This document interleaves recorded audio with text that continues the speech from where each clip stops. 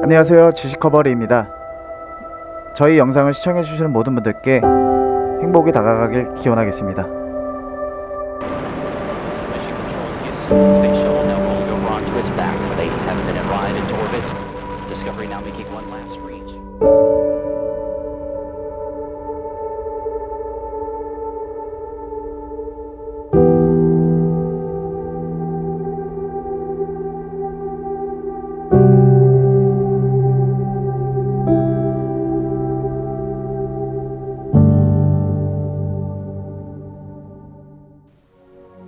밤하늘의 제우스이자 태양계에서 가장 큰 행성 목성에 대해서 알아보도록 하겠습니다. 목성의 반지름은 지구의 11.2배, 부피는 지구의 1300배가 넘으며 질량은 지구의 318배 정도입니다. 목성의 질량은 다른 태양계 행성들을 합친 것보다도 무거운데 태양계 내 나머지 7개 행성의 질량을 전부 다 합쳐도 목성의 절반도 되지 않을 정도입니다. 태양계에서 태양이 전체 질량의 99.86%를 차지하고 목성은 나머지 0.14% 중에서 약 3분의 2인 0.095%를 차지합니다. 뒤를 이어 토성이 0.029%를 차지하며 나머지 행성들은 모두 합쳐도 태양계 질량의 0.016% 정도밖에 되지 않습니다. 때문에 목성이 조금만 더 컸다면 태양계가 쌍성계가 됐을 수도 있다는 이야기가 있으나 사실 목성이 조그마한 적색 외성이라도 되기 위해서는 지금보다도 80배는 더 무거워져야 합니다. 이마저도 적색 외성의 낮은 광도 때문에 지구를 뜨겁게 만드는 것은 불가능하며 그 대신 강력해진 중력에 의해 태양계 구조가 격변되며 지구에 위협을 가할 수는 있을지 모릅니다. 목성은 이 정도로 질량이 커서 태양계 내 천체들 중에서 유일하게 태양과의 공통 무게중심이 태양 표면 바깥에 존재하는 행성이며 즉 태양을 표면 밖에 있는 점을 중심으로 공전시킬 수 있는 유일한 태양계 천체입니다. 대략적으로 태양의 표면에서 5만 킬로 정도 떨어져 있으며 목성은 내부의 압력으로 인해 액체화된 가스질 메탈과 지구와는 비교하기 힘들 만큼 거대한 금속 암석질의 핵을 갖고 있습니다. 목성의 강력한 중력과 자기장은 모두 이러한 거대한 핵과 멘틀로 이루어진 질량에서 나오는 것이며 만약 목성이 가스만으로 이루어졌다면 뭉치지 못하고 카이퍼 벨트로 쓸려나가 얼어붙었을 것입니다. 가스 행성은 가스만으로 이루어진 행성이 아니라 가스가 많은 행성일 뿐이고 가스가 많다는 것은 그만큼 거대한 대기권을 잡아둘 수 있는 무거운 핵이 내부에 존재한다는 뜻입니다. 흔히 하는 오해는 목성은 가스질이라 내부로 들어갈수록 점차적으로 짙어지는 특성상 대기권과 액체면에 명확한 경계가 없을 거라는 건데 이는 사실과는 다릅니다. 어떠한 물질이든 액체는 특정 밀도에 도달하면 입자 간의 상호 결합력과 장력이 강해져서 덩어리를 형성하려 하기 때문에 특정 깊이 이상으로 들어가면 매우 무거운 밀도의 액체로 구성된 바다 표면이 나타날 것입니다. 물론 지구형 행성보다는 훨씬 깊게 들어가야 하지만 따라서 목성은 기본적으로 다른 목성형 행성들과 마찬가지로 가스 구조이기 때문에 표면에 착륙하는 대신 바깥쪽 대기인 수소로 이루어진 바다에 착륙할 수 있을 것입니다. 즉 목성의 표면과 내부 대부분이 가스로 이루어져 있긴 하지만 내부에 금속핵이 존재하기 때문에 탐사선이 목성 내부로 끊임없이 추락하는 것은 불가능합니다.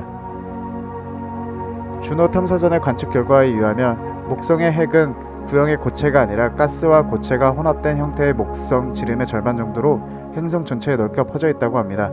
지구 질량의 대략 10배인 슈퍼지구와 충돌한 뒤 서로의 핵이 합쳐지면서 생겨날 현상일 가능성이 높다고 많은 과학자들은 얘기하고 있습니다. 목성의 행성 표면이 정확히 어떤지는 아직 불명이지만 목성 내부의 엄청난 압력과 열로 인해 수소가 금속 형태를 띠는 액체 금속성 수소로 구성되어 있을 거라고 많은 과학자들이 추측하고 있습니다. 행성 내부에서는 당연히 태양과 우주를 볼 수 없으며 빠른 자전과 물질 구성의 차이로 생겨난 것으로 추측되는 구름의 흐름만을 볼 수 있을 것입니다. 이에 초속 수백 미터 이상의 태풍과 남아메리카 대륙 크기의 번개가 끊임없이 쳐대고 무지막지한 압력과 열, 지구의 2.5배 되는 중력에 몇 주만 쓰여도 즉사할 수준의 방사선이 지속적으로 팩폭되고 있다는 것이 일상적인 환경이라고 예측할 수 있습니다. 또한 목성의 자기장은 그 덩치만큼 매우 강력하며 거대합니다. 지구의 자기장보다 14배나 강하며 태양계에서 흑점을 제외하고 가장 강력한 축에 속합니다.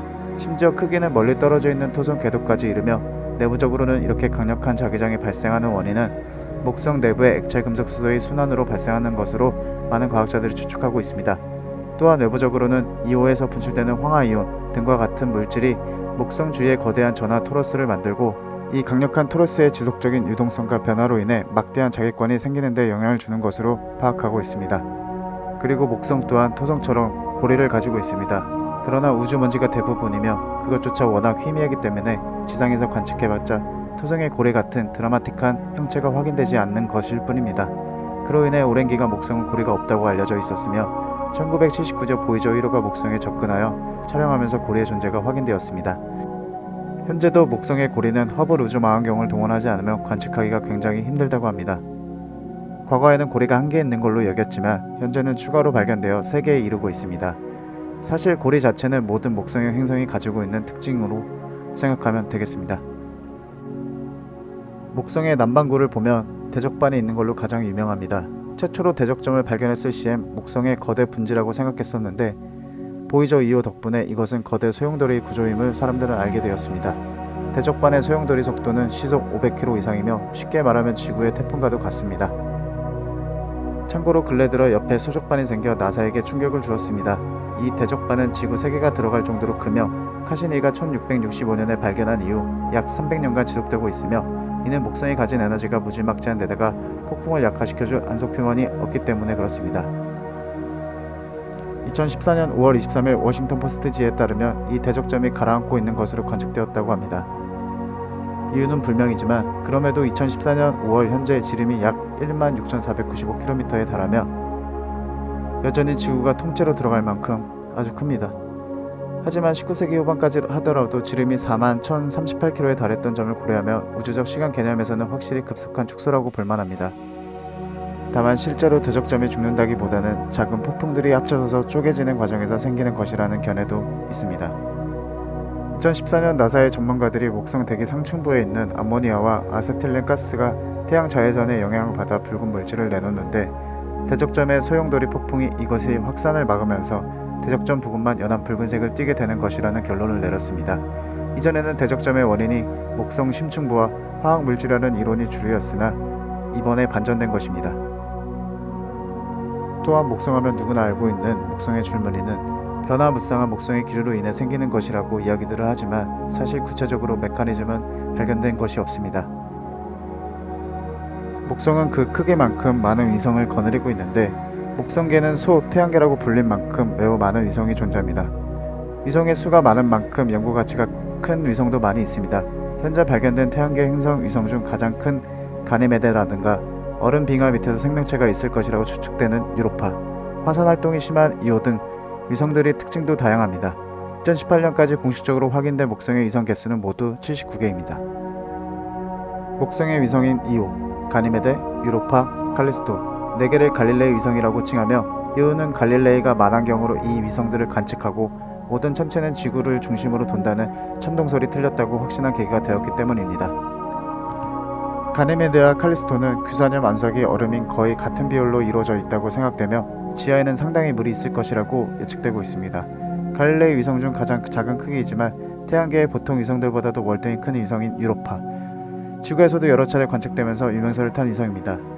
달보다는 약간 작은 크기의 유로파 위성은 주로 규산염 그리고 철로 이루어져 있으며 대기는 산소로 이루어져 있다고 예측하고 있습니다. 유로파의 위성은 표면이 매끄럽기 때문에 지하에 바다가 존재한다고 예상하고 있으며 이 때문에 생명체의 서식 가능성이 가장 큰 위성 중 하나입니다. 이처럼 갈릴레이 위성들은 연구할 가치가 상당히 높으며 이를 연구하기에 많은 과학자들이 노력을 기울이고 있습니다.